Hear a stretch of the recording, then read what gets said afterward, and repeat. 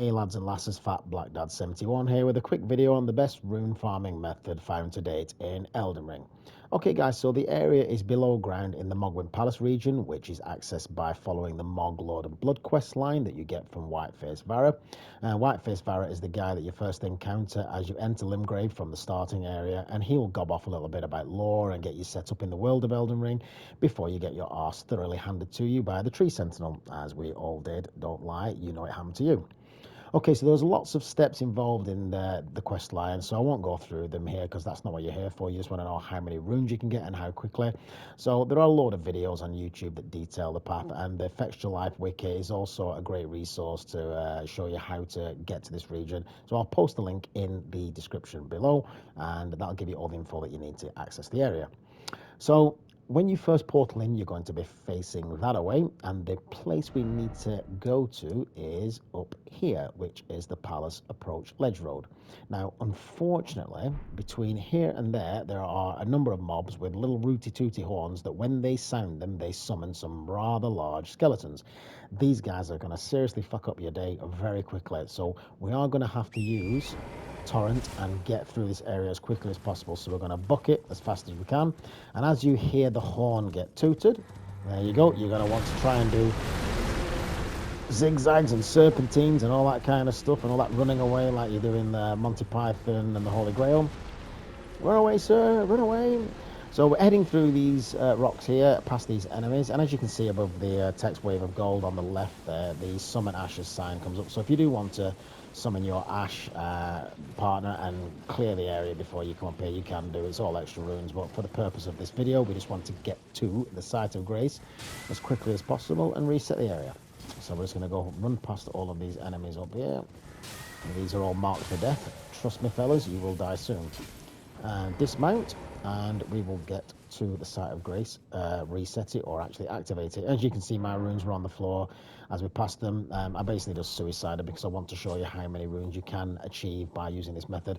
It is worth noting though, guys, that I'm in New Game Plus here, so I'm going to obviously be earning a lot more runes than you would do in New Game, but I think when I tested it, it was around about 44,710, the average. Elden Ring does this weird thing where it sort of balances out the runes that you get from enemy to enemy. You can do the same route twice and you'll not get the same amount of runes. You also get that where you can kill one of the enemies with gold and yellow eyes, and that basically gives you, I think, 4 times the amount of runes you would get normally. So it's worth keeping your eye out for those guys because they do give you a lot more runes. But yeah, so the average is around about 44,710 runes in New Game, so that's quite a lot. So my weapon of choice for this farming method is the Sacred Relic Sword. You can see I've got mine up at +9. This is a holy weapon that scales with faith for that side of the skill. It's also B scaling in dexterity.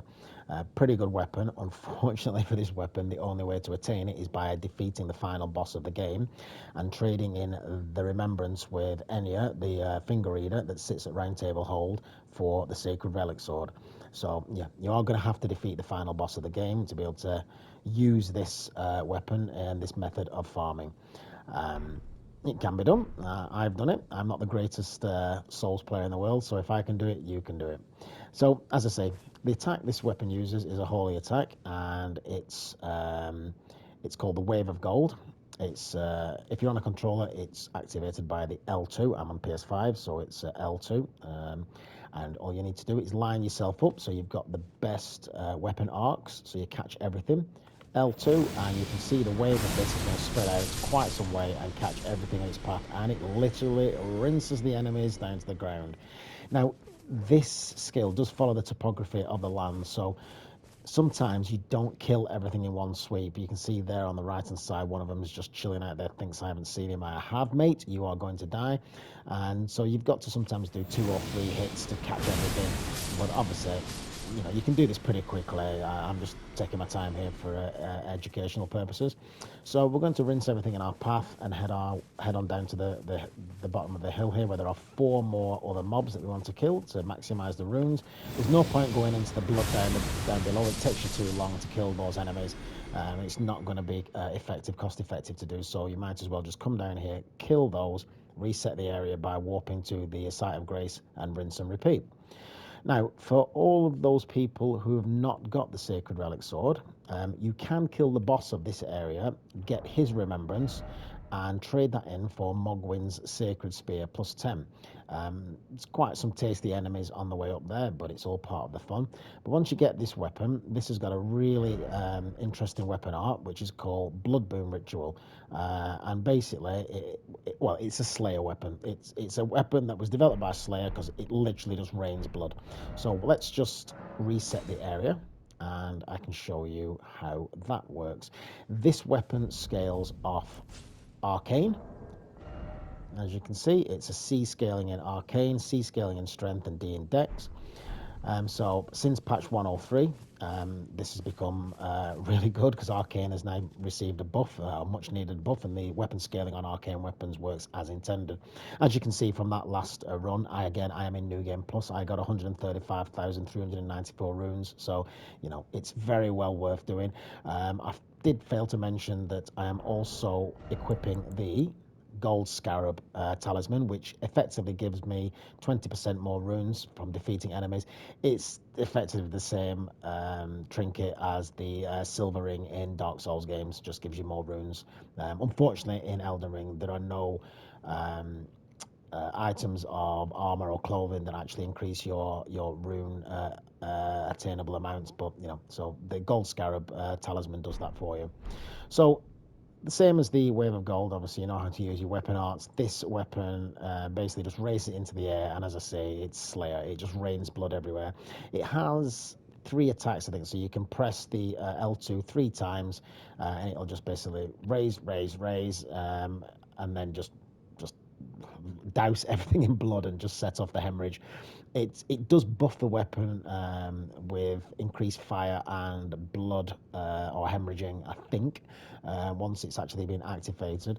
So it's got quite a wide arc of attack. So you want to get in the middle of as many enemies as you can. Press L2 and boom. So if they're unprotected by shields or armor, you can kill them in one hit as long as you've got your upgrades to a certain level. I think at +5, +4, +5, it was quite powerful, and you can see the weapons glowing there with fire and blood. The guy down there that's carrying the shield, who's going to be patrolling very shortly as I get in within range, he takes 2 hits, so we need to be onto them really quickly before he basically explodes into spikes and goes into a roly-poly animation. And if you are a squishy character, you're a magic dealer and you don't have a lot of armor on, you can get one-shotted by these guys as they roll past you with all the spikes.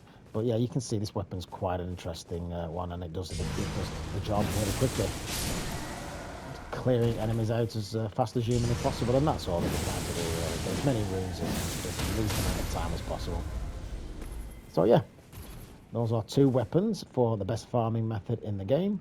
As I say, follow White Faced Varre's questline that you can find from looking it up on the fextralife wiki, and you're going to get to the Mohgwyn Palace region area and have a lot of fun. Use your runes to upgrade your weapons or buff your character if you're having difficulty with particular bosses. And Fat Black Dad 71 out. Have fun, guys.